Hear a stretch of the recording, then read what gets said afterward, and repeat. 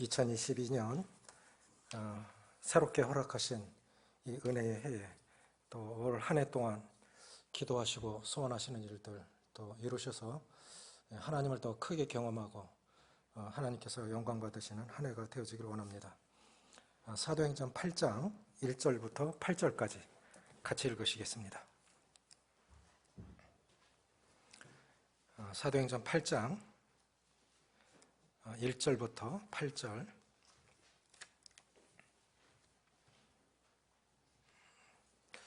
같이 읽겠습니다. 시작. 사울은 그가 죽임당함을 마땅히 여기더라. 그날에 예루살렘에 있는 교회에 큰 박해가 있어 사도 외에는 다 유대와 사마리아 모든 땅으로 흩어지니라. 경건한 사람들이 스데반을 장사하고 위하여 크게 울더라. 사울이 교회를 잔멸할새 각 집에 들어가 남녀를 끌어다가 옥에 넘기니라. 그 흩어진 사람들이 두루다니며 복음의 말씀을 전할새 빌립이 사마리아 성에 내려가 그리스도를 백성에게 전파하니 무리가 빌립의 말도 듣고 행하는 표적도 보고 한 마음으로 그가 하는 말을 따르더라. 많은 사람에게 붙었던 더러운 귀신들이 크게 소리를 지르며 나가고 또 많은 중풍병자와 못 걷는 사람이 나으니 그 성에 큰 기쁨이 있더라. 승리의 비결이라는 제목으로 말씀을 소개하고자 합니다. 이 일을 잘 마무리하는 것도 중요하지만 일의 시작의 의미를 무시할 수가 없습니다. 전도서 7장 8절에 보면 일의 끝이 시작보다 낫고 참는 마음이 교만한 마음보다 나으니, 일을 잘 마무리하는 건 참 중요한 것이죠. 그러나 시작의 지혜, 시작의 결심과 결단 참 중요하다고 봅니다. 왜 그러냐면 시작하는 걸 보면 결과가 예측이 되기 때문입니다. 다니엘을 나라가 망하고 성전이 무너지고 포로로 잡혀간 상황 가운데서 깨끗한 양심을 지키겠다고 하는 결심을 합니다. 다니엘은 뜻을 정하여 왕이 주는 진비와 포도주로 자기를 더럽히지 않기를 환관장에게 구하니 하나님이 환관장에게 그로 하여금 은혜를 얻게 하셨더라. 깨끗한 양심을 지키겠다고 하는 결심, 하나님의 뜻대로 살겠다고 하는 결심. 이제 다니엘서 9장에 들어가면 예레미야로 하신 말씀이 70년이면 마친다는 말씀을 읽고 우리가 이제 돌아갈 때가 됐구나. 기도하기 시작합니다. 기도하기로 결심합니다. 그래서 어떤 결과가 왔을까요? 왕이 주는 포도주나 이런 고기, 우상에게 드려졌던 그런 걸 거절하고 율법에 따라 정한 음식을 먹었을 때 건강이 더 좋아졌습니다. 하늘의 지혜를 얻었습니다. 나라가 3번 바뀌고 왕이 5번 바뀌는데도 계속 그 총리의 자리를 지켜갑니다. 나라가 바뀌고 왕이 바뀌는데도 다니엘을 찾습니다. 참 영광스러운 일이죠. 그래서 이 결심이라는 건 새해 첫 주, 첫 주일인데 새해를 어떤 결심을 하셨습니까? 어떤 결단들을 해보셨습니까? 비록 우리가 결심하고 결단한 것이 끝까지 이루어지지 않을지라도 결심 자체도 없는 것과 결심하고 결단하고 시작하는 건 차이가 많이 있습니다. 시작의 이 의미는 참 중요하다고 그렇게 생각이 되어집니다. 우리 여러 가지 기도해야 되겠지만 특별히 올해 3월에 대통령 선거가 있습니다. 어떤 분이 지도자로 세워지느냐에 따라서 우리 국가 향방이 5년간 결정날이라고 생각되기 때문에 누가 지도자로 세워지느냐는 참 중요한 것입니다. 정말 기도해야 됩니다. 두 번째, 교회적으로 오래도록 기도해오던 후임 사역자가 정해졌습니다. 리더십의 전환이 이루어져야 됩니다. 저는 지금이 더 긴장이 됩니다. 제가 어렸을 때 계주 선수였었는데 아무리 잘 달려도 바톤 터치 실패하면 실격이에요. 그런데 제일 어려운 게 리더십의 전환입니다. 때로 훌륭했던 교회들도 리더십의 전환이 일어날 때 휘청휘청해요. 참 중요한 일이기 때문에 교회가 안정을 찾아서 평안하여 든든히 서가는 가운데 이 사역의 지경이 확장이 되고 더 큰 사명을 감당하는 그런 교회가 되도록 기도해야 되겠습니다. 늘 기도하시겠지만 올 한 해 은혜로 허락하신 2022년 덤으로 주신, 은혜로 주신 이 올 한 해, 우리 참 많이 실패하잖아요. 원함은 있지만 우리 참 약하잖아요. 그 올 한 해 승리하시는 한 해 되시기 바랍니다. 승리하셔야 기쁨이 있습니다. 승리하셔야 능력이 있습니다. 그러면 초대교회는 이런 어려움들이 없었을까? 역사 가운데 교회는 늘 고난을 통해 성장을 했습니다. 신앙도 고난을 통해서 성장합니다. 고난 없이 성장할 수가 없습니다. 출애굽기 1장 12절에 보면 이스라엘 백성들이 학대를 받을수록 더욱 번성하고 창성하니, 연은, 하늘에 나는 연은 바람이 세게 불으면 더 높이 떠요. 신앙도 마찬가지입니다. 역사도 고난이 있을 때 더 큰 역사가 일어났고, 신앙도 고난을 통해서 성장합니다. 해는 바뀌었지만 여전히 어려운 위중한 상황입니다. 이스라엘 의료진들은 지금 4차 백신을 맞고 있는데 언제 끝날는지 모르겠어요. 참 예측할 수 없는 이 시간을 예측할 수 없는 그런 시대를 살아갑니다. 우리가 상상이나 해봤겠습니까? 언제 끝날는지도 몰라요. 또 어떤 일이 일어날는지도 모릅니다. 그래서 올 한 해 어떤 상황 가운데서도 성경의 원리에 따라 앞선 선진들이 먼저 살아봤잖아요.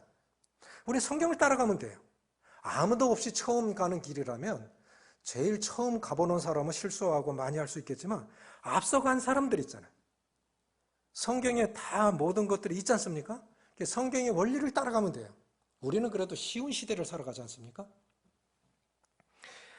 초대교회 오순절 이후 하루에 3,000명씩 5,000명씩 구원받는 그런 역사가 일어나는 가운데 너무 많은 사람들이 구원받고 가난한 사람들 많고, 그러다 보니까 가난한 사람들 구제하느냐고 사도들의 본연의 사역을 못해요. 말씀 전하고 기도해야 되는데, 그래서 이제 7집사를 세웁니다. 그런데 그 7집사들이 훌륭한 분들이에요. 은혜와 권능이 충만하고 또 믿음이 충만하고 충성스럽고, 특별히 스데반 같은 분은 구약에 정통했던 분입니다. 그래서 유대 종교 지도자들하고 변론했을 때 지지 않았어요. 그래서 유대 종교 지도자들이 시기심으로 스데반을 죽인 거예요. 자, 스데반의 순교 계기로 교회에 박해가 와서 사도 외에는 다 흩어지는 상황이 왔습니다. 저는 여전히 이런 생각이 들어요. 코로나를 하나님, 의미 없는 고난은 없는 것입니다. 우리 잘 아시는 잠언 3장 5절 6절 보면 너는 범사의 여호와를 인정하라. 그러면 내 길을 지도하시라. 너는 내 맹처를 신뢰하지 말고. 이 되어지는 일들이 인간의 지혜나 노력으로 안 돼요.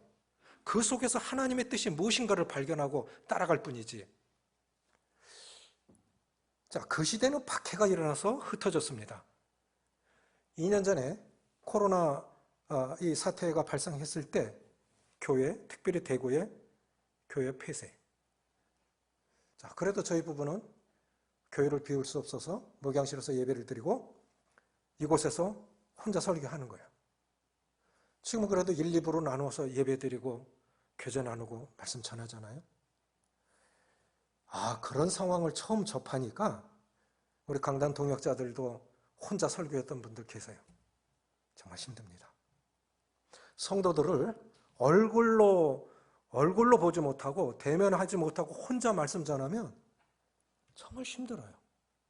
그리고 이 성도들이 없다는 거에 대해서, 물론 없는 게 아니죠. 흩어져 있죠. 함께 모이지 못하죠. 그런데 여기 없잖아요. 예전에는 건물 중심에, 모이는 교회 중심의 교회로 모였기 때문에, 그러다가 교회가 폐쇄가 되니까 너무 힘든 거예요. 자, 보십시오. 지금은 코로나 때문에 방역 수칙에 의해서 일정 거리를 두고 이렇게 모이지만, 당시는 생명이 달린 살기 위해서 흩어져야 했던 상황이라. 얼마나 힘들었을까요? 이런 상황 속에서, 자, 1절 보시면 사울은 그가 죽임당함을 마땅히 여기니라. 그날에 예루살렘에 있는 교회에, 예루살렘에 이 교회들이 많이 있었겠죠. 큰 박해가 있어 사도회는 다 유대와 사마리아 모든 땅으로 흩어지니라. 이런 상황 속에서 8절을 보면 8절 같이 읽습니다. 시작. 그 성에 큰 기쁨이 있더라. 그 성에 큰 기쁨. 1절 보면 이건 기쁨의 상황이 아니에요. 실패한 거예요. 교회가 망한 거예요. 다 흩어졌으니까. 지금 상황으로 보면 이거 교회가 실패한 것처럼 망한 것처럼 보이는데 8절에 보면 그 성에 큰 기쁨이 있더라. 어떻게 이런 결과가 왔을까요?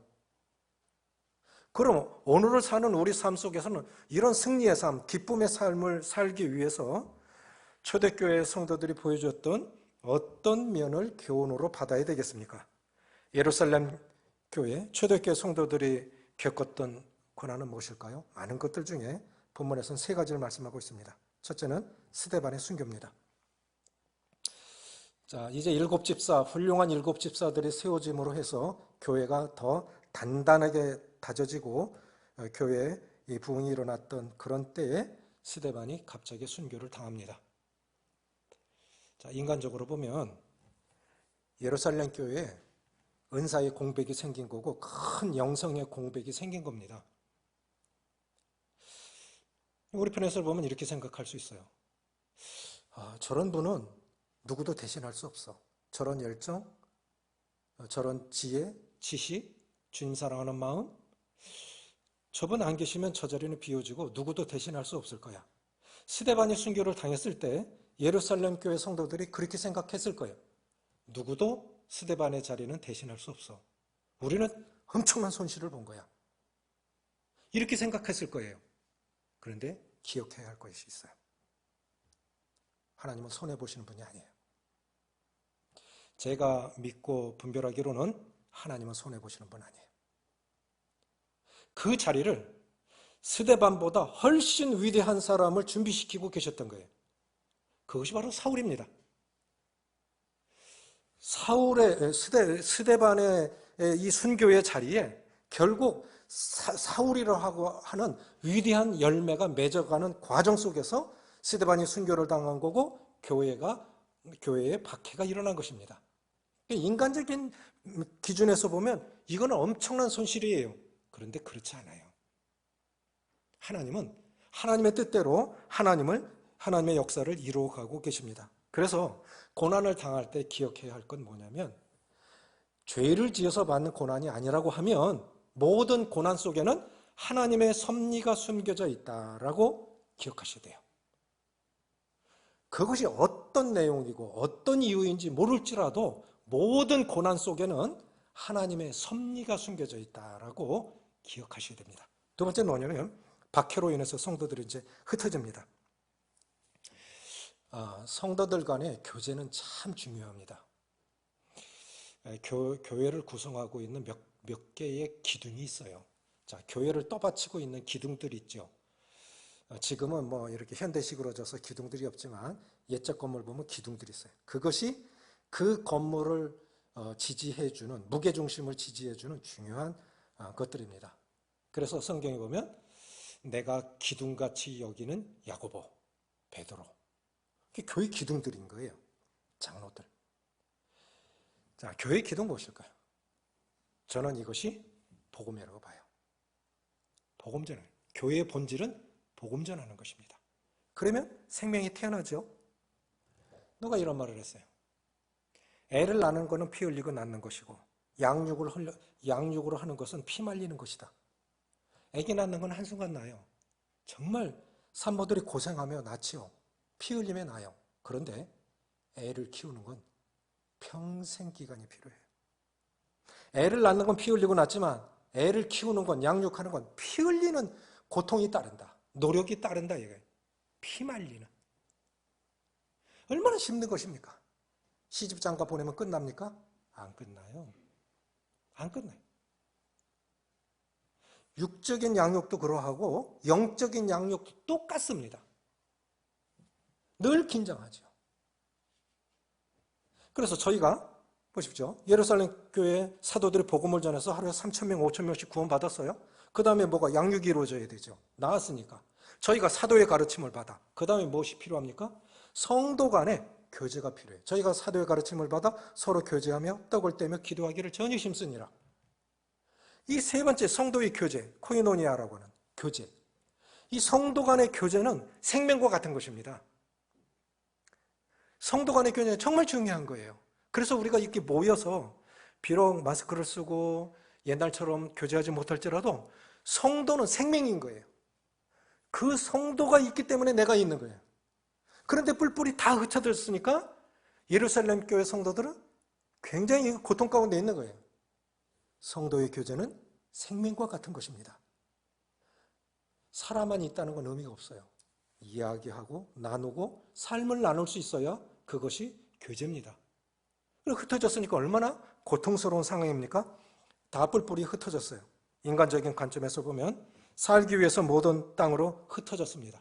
최악의 상황이죠. 그런데 하나님의 관점에서 보면 하나님의 뜻을 이루기 위한 섭리의 과정이에요. 사도들은 왜 피하지 않았을까요? 사도 외에는 다 흩어지니라. 결국은 다 흩어졌는데 왜 사도들은 떠나지 않았을까요? 사도들은 겁이 없었어요?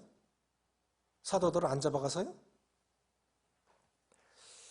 사도들은 이미 고난을 많이 받아봤어요. 이미 여러 번 옥에 갇혀봤습니다. 매맞아봤습니다. 그리고 우리 주님 가신 길을, 주님의 생애를 가장 가까이서 다 목격했던 사람들이에요. 주님이 어떻게 사셨던 삶을 사도들은 다 알고 봤어요. 또 하나, 사도들이 떠나지 않았던 이유는 그래 고난을 받아봤기 때문에 감수하는 거예요. 두 번째, 인도자들이 중심에서 떠나면 모든 조직이나 단체는 흩어지기 마련이에요. 아버지, 어머니가 아버지의 자리에 있고 어머니의 자리에 있으면 가정이 아무리 어려워도 안 흔들립니다. 그런데 아버지가 아버지의 자리에 있지 못하고 어머니가 어머니의 자리에 있지 못하면 가정은 흔들릴 수밖에 없어요. 교회도 마찬가지입니다. 국가도 마찬가지입니다. 비록 박해 때문에 성도들은 다 흩어졌을지라도 사도들이, 장로들이 예루살렘에 남아있기 때문에 흩어진 성도들은 생각했을 거예요. 우리 인도자들이 아직 예루살렘에 계시잖아?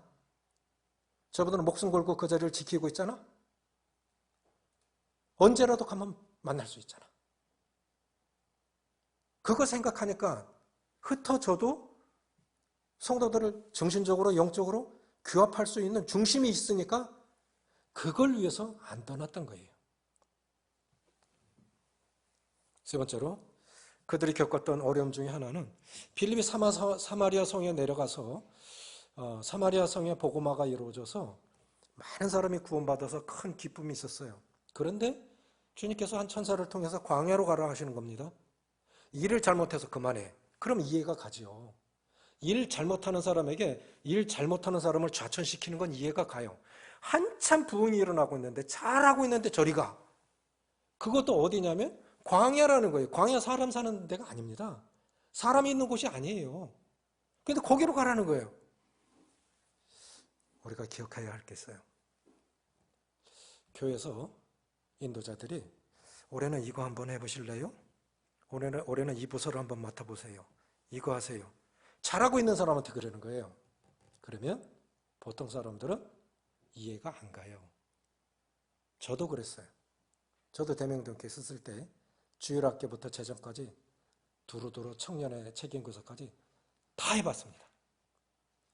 잘하고 있는데 이거 해래. 너무 화가 났어요. 너무너무 화가 나요. 왜 저러시지? 사역하시는 분이 저를 키운 거예요. 다 해본 거예요. 이것저것 다 해봤어요. 하나님 뜻은요, 우리가 이해가 가서 순종되어지는 게 아닙니다. 일어나 광야로 가라. 가서 보니 에디오피아 간다게의 국고를 맡은 에디오피아 내시가 이사야서를 읽고 있는 거예요. 가서 보니까 준비된 영혼이 있어요.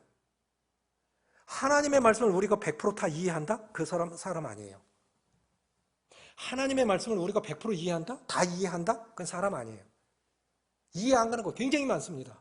그래서 베드로서에 보면 하나님의 말씀을 억지로 풀지 말라 하지요. 내게 주신 분량 안에서만 소개할 수 있고 해석할 수 있는 것입니다. 그러면 우리 각인에게 하나님이 말씀하실 때 말씀하시면 이해가 가서 순종하려고 하지 말고 순종하면 이해가 가요. 일어나 가서 보니 준비된 영혼이 있었어요. 우리는 거꾸로 살아가니까 하나님의 이 은혜를, 하나님의 이 능력을 경험하지 못하는 거예요. 순종하면 이해가 갑니다. 일어나 가서 보니. 그래서 성공적인 자리를 떠나라 할 때 이해가 가지 않았지만 가서 보았을 때 준비된 에디오피아 내시가 있었고, 그래서 주님을 영접하고 침례를 받고 아프리카에 복음이 전해지기 시작했다고 믿습니다.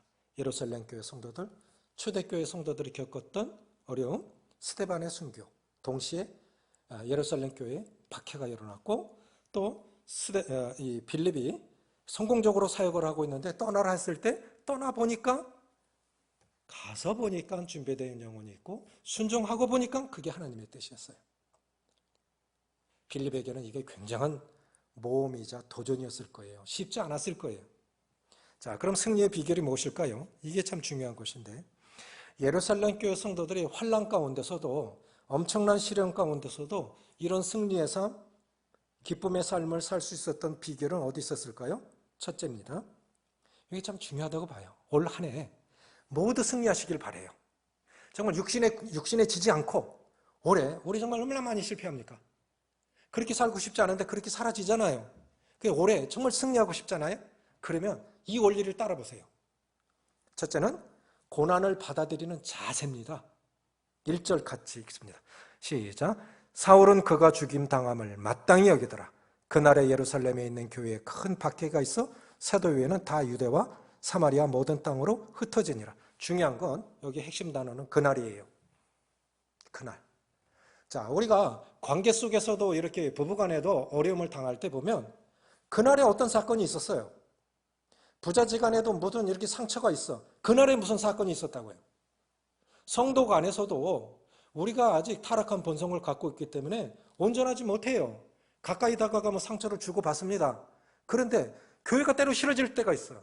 그 성도에게 거리를 두고 싶을 때가 있어요. 그날에 어떤 사건이 있었다니까요. 그리고 정말 열정적으로 기쁨 가운데 헌신적으로 주님 잘 섬기던 성도들이 언제부턴가 밖으로 돌아요. 얼굴에 기쁨이 없어. 능력이 없어. 삶이 팍팍하고. 왜 저럴까? 큰 사건이 터져서기도 하지만 그렇게 이런 초대교회 같은 환난을 이 시대가 없습니다. 우리 믿음 지키기 위해서 목숨 내놓는 시대 아니에요. 그런데 매일매일 반복되는 일상의 삶 가운데서도 그날의 어떤 작은 일들이 사건이 되면 문제가 돼요. 그날에.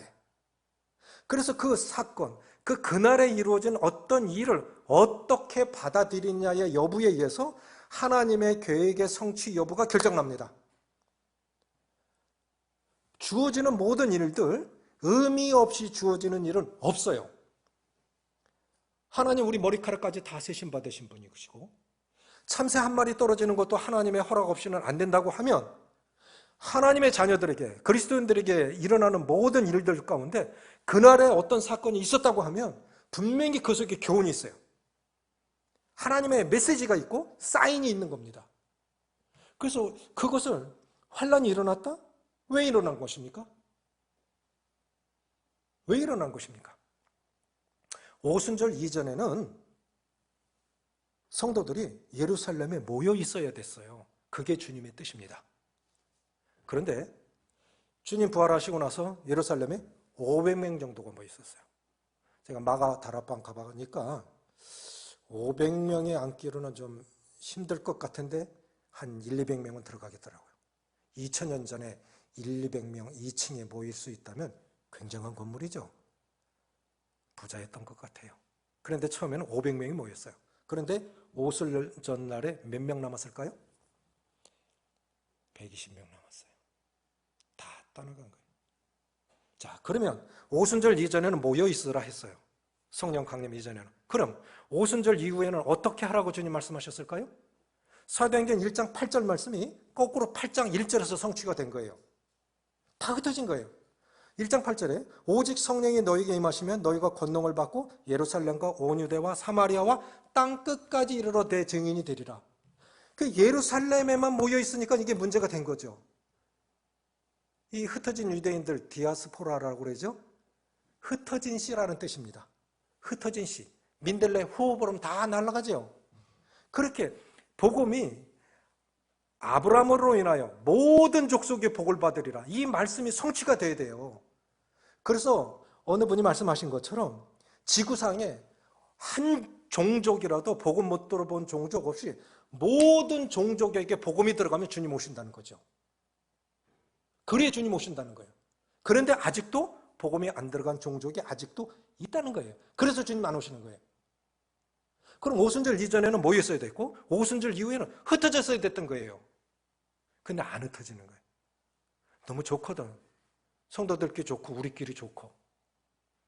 지금 한국교회가 그렇지 않습니까? 지금 한국교회는 건물 중심, 모이는 교회 중심. 그래서 큰 교회들 보면 대형 버스 사요. 대구를 한 바퀴 훑어갖고 다 데리고 가. 교회는 그러라고 하라고 하신 거 아니에요. 흩어져서 복음을 전하는데 정말 활발하게 지역에서 이렇게 복음을 전하는데 다 끌어모아요. 지구상에서 제일 큰 교회가 한국이었어요. 지금은 몇 개로 나눈 것 같은데 70만 명 등록되어 있다면 이게 과연 교회 기능을 제대로 하겠습니까? 그건 주님의 뜻이 아니에요. 바벨탑 사건, 그래서 흩으신 거예요. 흩어서 나를 넘어 우리 교회를 넘어 한국을 넘어 땅끝까지 가야 되는데 자꾸 건물 크게 짓고, 그래서 안 믿는 사람들이 교회를 싫어하는 거예요. 복음이 한국 땅에 처음에 들어올 때는 안 그랬습니다. 그들은 삶으로 보여줬고 나누고 베풀고 교회 크게 세우는 게 그들의 목적이 아니었어요. 그래서 환란이 일어난 거예요. 어쨌든 그들은 흩어졌습니다. 흩어져서 그들이 흩어져서 무엇을 했습니까? 그들은 흩어져서 복음을 전했어요.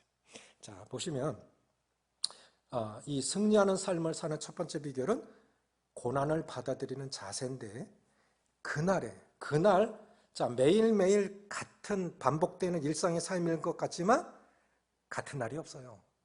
그렇죠? 다 달라요. 그날이라는 어떤 특정 날 속에 특정 사건 속에서 그것을 어떻게 받아들이냐의 여부에 의해서 하나님의 계획의 성취 여부가 결정이 나는데, 하나님은 10년 뒤의 일이나 20년 뒤의 일을 말씀하지 않으십니다. 제가 보니까 그런 것 같아요. 전 1년 뒤의 일도 모르겠어요. 자, 올해 이제 동역하다가 이제 마무리 짓겠지만 일꾼들도 묻고 이제 전국교회 이렇게 소문나고 이렇게 연락도 오고 이렇게 해요. 어떻게 하실 계획이에요? 내가 언제 계획 갖고 살았습니까? 주님 여기까지 인도하셨는데 인도하시겠죠. 갈 길과 할 일을 보여주시겠죠. 10년, 20년 뒤의 일은 우린 몰라요. 근데 모르는 게 축복이에요. 알으면 우리 그 길 못 갈 거예요. 보여주고 여길 갈래? 못 갈 거예요. 못 갈 거예요. 안 보여주시는 게 축복이라고. 그런데 10년, 20년 뒤의 일은 안 보여주셨는데 그날 어떻게 살라고는 말씀하셨어요. 그날. 그게 뭐냐? 데살로니가전서 5장 15절부터 17절 말씀. 항상 기뻐하라. 하나님의 뜻이 거기 있어요. 항상 기뻐하라. 쉬지 말고 기도하라. 범사에 감사하라. 그 속에 하나님의 섭리가 있으니까. 이는 그리스도 예수 안에서 너희를 향하신 하나님의 뜻이니라. 앞이 안 보여요. 우리 왜 기뻐하지 못하는 것입니까? 왜 기뻐하지 못하는 것입니까? 때때로 교회도 마음에 안 들어. 부모도 마음에 안 들어. 인도자들도 마음에 안 들어. 나도 내 마음에 안 드는데 누가 마음에 들까요? 자신은 마음에 들어요? 우리 성도님들 자기 자신 마음에 들어요? 마음에 든다 그러면 그건 정상이 아니에요. 그건 정상이 아니에요. 어느 분이 이렇게 말씀하셨어요. 나를 믿을 수 없어서 하나님을 믿었습니다. 이 마음에 참 와닿아요. 나를 믿을 수 없어서 하나님을 믿었습니다. 그래. 나 믿을 대상이 어때? 매일 앞이 안 보이는 것 같고 기도응답이 안 되고 지난해의 기도 제목을 그대로 해가 넘어와도 그대로 안고 가야 하는 것들도 있고 여전히 팍팍한 인생이고 참 어려운 시대를 살아가고 있지만 그날 하나님의 뜻 가운데 그렇게 살다 보면 어느 땐간 길이 열려 있음을 느끼게 돼요. 시장통 들어가면 저걸 어떻게 뚫고 지나가지? 길이 꽉 막혀 있어요. 저거 언제 끝나지? 조금 가다 보면 언젠가 어느 사이에 벌써 다 지나갔죠. 인생 하루하루 살다 보니까 여기까지 왔어요. 승리하신 거예요. 승리하신 거예요. 그래서 지금은 답답해 보이고 우리가 기뻐하지 못하는 이유는 내 뜻대로 안 돼. 내 기대대로 안 되니까 실망하는 거예요. 맞지 않습니까? 저 사람도 내 마음에 안 들어. 또 지금 상황 자체가 내 마음에 안 들어. 내 기대대로 되어지지 않으니까. 그거 아니에요. 매일매일 하나님의 뜻 가운데 그냥 기뻐하십시오. 또 감사하시고 기도하시고 매일매일 살아내면 저거 진짜 응답이 될까? 이 문제가 해결이 될까? 매일매일 하나님의 뜻 가운데 살다 보면 나도 모르게 이게 언제 응답된 거지? 이게 언제 응답된 거지? 언제 해결된 거지? 다 되더라는 거예요. 어떤 기도 제목은요, 응답이 됐는데도 기억지도 못하는 것들도 있어요. 그렇죠? 그래서 승리의 비결은 고난을 받아들이는 자세가 중요하다 하는 것입니다. 두 번째는 뭐냐면 포기하지 않는 정신이에요. 4절에 보면 그 흩어진 사람들이 두루 다니며 복음의 말씀을 전할세. 만약에 예루살렘 교회 성도들이 끝났어. 다 끝났어. 교회 문 닫아. 다 끝났어. 포기할 수도 있었겠죠. 만약에 그렇게 됐더라면 사도행전 8장이 기록이 됐을까요? 복음이 우리에게까지 전해질 수 있었을까요? 앞선 선진들도 그렇게 생각했더라면 복음이 우리에게까지 전해질 수 있었을까요?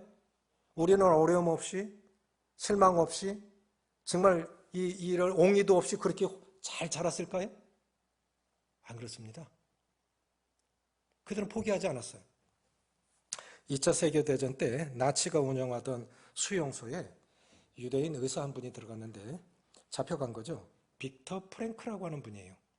이분은 어떤 분이냐면 의미요법을 개발을 해서 아주 의학계에 큰 공헌하신 분입니다. 유대인들은 이제 다 수용소에 갇혀서 이제 사는데 이분은 의사니까 똑같은 상황 속에서 다르게 본 거예요. 어떻게 다르게 봤냐면 사람이 죽어가는 순서가 있다라는 거예요. 물론 순서가 있죠. 일찍 죽고 늦게 죽고. 그게 아니고요. 우리와 다른 관점에서 본 거예요. 죽어가는 순서가 있다라는 거예요. 어떤 순서냐? 건강의 문제가 아니고 고문을 당하거나 매를 맞거나 질병에 걸려서 죽는 게 그런 순서가 아니고 삶을 포기하는 순서에 따라 죽더라는 거예요. 어떤 순서에 따라 죽는다? 삶을 포기하는 순서에 따라 죽더라는 거예요. 어떤 사람은 거기 뭐가 있어요? 깨진 유리 가지고 그래도 오늘 해가 떴잖아. 면도를 해야지. 오늘 은혜 그래도 하루를 더 주셨잖아. 그 깨진 유리를 가지고 면도를 해요. 오늘 새롭게 살아야지.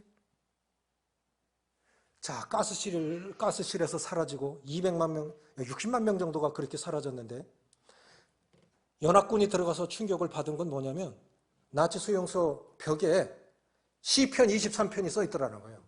이 상황에서 어떻게 여호와는 나의 목자신이라는 고백이 나와요? 내 잔이 넘치나이다라는 고백이 어떻게 나와요? 그게 되는 거예요. 하나님 안에서. 우리는 보통 그리스도인들은 정신에 대해서 심리학적인 것, 정신적인 것 좀 무시하는 경향이 있는데 그렇지 않습니다. 정신도 굉장히 중요합니다. 갈라디아서 6장에 보면 우리가 선을 행하되 낙심하지 말지니 포기하지 아니하면 때가 이름에 거두리라. 이건 의지와 관계된 거죠. 의지는 정신에서 나와요. 의지는 정신에서 나와요. 살고자 하는 사람은 살아요. 그래서 매일매일 삶의 의미를 부여하는 사람들은 건강이 더 좋지 않은데도 살아남더라는 거예요. 저는 참 이해가 안 갔던 것들이 하나 있는데 하나는 뭐냐면은 바둑 두는 분들 있잖아요. 바둑 우리나라도 구단이 제일 높죠. 바둑 구단 이세돌 같은 분들 바둑알이 한 200개 넘는 것 같은데 그걸 복기를 해요. 대국이 끝나고 나면 한 점 두고 한 10개까지는 기억한다 쳐요. 그거를 어떻게 한 200여 개가 되는 거를 어떻게 끝까지 그것도요. 내 것만이 아니고 상대는 여기 뒀어. 난 여기 뒀어. 상대방 것까지 100% 똑같이 복귀를 해요. 이게 어떻게 가능했냐? 그래서 그분들한테 물어봤대요. 어떻게 복귀가 가능하십니까? 했을 때 그분이 하신 말씀이 한 점 그냥 둔 거 아니에요.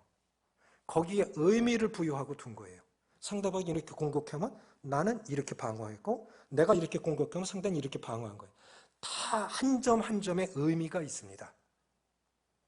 암 말기 환자가 몰핀을 맞습니다. 마지막에는 몰핀이 마약이에요. 너무 아프니까 이제 마약을 맞아요. 그래도 아픈 거예요. 그런데 아프니까 아프면 만사가 귀찮지요. 얼굴에 써 있잖아요. 삶의 질이 떨어져요. 그런데 말기암 환자들이 웃는 때가 있대요. 그때가 어땠냐? 그분의 앨범을 보여달라고 하면 그때는 웃는데요. 내가 이렇게 태어났어. 우리 고향이 여기야. 내가 이렇게 청년이었고 아이를 낳았지. 이때 행복했어. 여기는 어디로 여행 갔을 때야. 사진 한 장 한 장 속에 그 사람의 삶의 의미가 있어요. 그때 너무 기쁘게 웃더라는 거예요. 그래서 암 환자들하고 이야기할 때는 사진 보여주면 제일 좋아한대요. 우리는 왜 기쁨이 없는 거예요? 왜 능력이 없는 거예요? 그 삶의 의미를 부여하시길 바라요. 그래서 저는 우리 성도들이 정말 올해는 열심히 복음 전했으면 좋겠어요. 우리가 능력 있게 살려면, 기쁘게 살려면 하나님이 기뻐하시는 일을 해야 됩니다. 하나님이 기뻐하시는 일을 하면 그것이 능력이고 그것이 승리고 그것이 기쁨이에요. 이렇게 이제 요즘도 신방을 다녀요. 그래도 전날에 그분 굉장히 열정적이 사셨던 분이, 굉장히 헌신하고 열심히 사셨던 분들인데 어느 한 날 보니까 밖으로 돌아, 교회 밖으로 돌아. 왜 그럴까? 그래서 이제 교제를 하면서 제가 얘기를 하죠. 왜 그렇게 된 것 같아요? 몰라요. 전날에는 왜 기뻤어요? 왜 이렇게 교회가 좋았죠? 왜 성도가 그리웠는데 지금은 안 그래요? 하나님이 기뻐하시는 일을 못하고 있는 거예요. 문제만 있어요. 하나님이 기뻐하시는 일을 하면 그 하나님이 기뻐하시는 일을 하면 하나님의 능력을 주셔서 문제는 문제가 안 돼요. 뒤로 쳐지고 오직 하나님의 기쁨의 일만 남아요. 영원히 구원받는 일을 보면 하나님이 기뻐하시고 그게 우리의 하나님의 영광이 되고 우리의 기쁨이 됩니다. 그래서 승리의 비결, 초대교회 성도들이 이렇게 최악의 상황 가운데서도 승리할 수 있었던, 기뻐할 수 있었던 비결,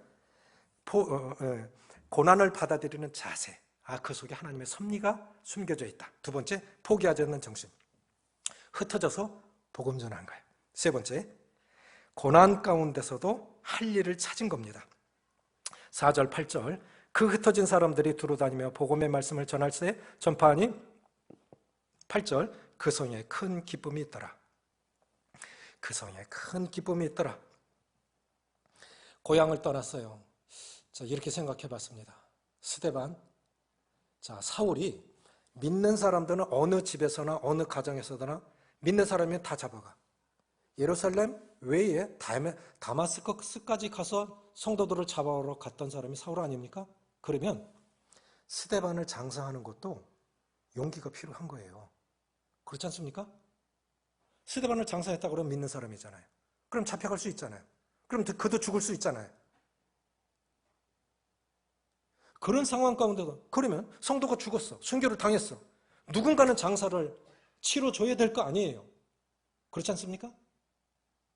사랑하는 성도를 목숨 걸고 장례를 치르고 또 집도 모든 것 다 놓고 살기 위해서 떠나야 됐다고요. 그런데 그곳에서 그들이 할 일을 찾은 거예요. 전날에는 지도자들이 다 했습니다. 사도들이 복음 전하고 사도들이 가르치고 사도들이 다 했어요. 그런데 지금은 이제는 지도자들은 예루살렘에 남아있고 성도들은 흩어졌고 그 가운데서 지도자가 없습니다. 그럼 누가 해야 됩니까? 우리는 보통요, 지도자들이 그 일을 잘하고 있으면 그분이 알아서 하시겠지. 그분 잘하고 계시잖아 하고 인도자들에게 모든 걸 맡기려는 경향이 있어요. 그런데 자, 부모공원 한실에 골이 났어. 인도자들이 없어. 그럼 어떻게 할 거예요? 그럼 어떻게 할 거예요?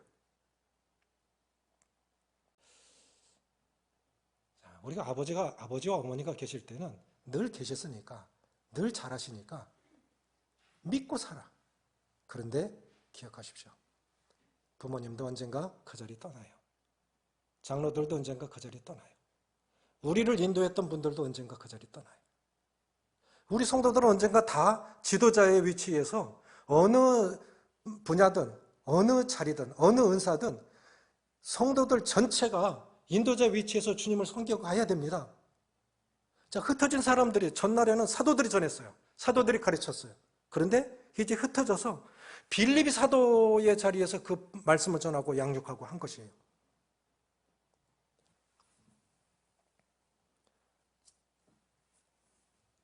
D.L. 모디가 이런 말을 했는데요. 사람을 믿어봐라. 세 가지를 얘기했어요.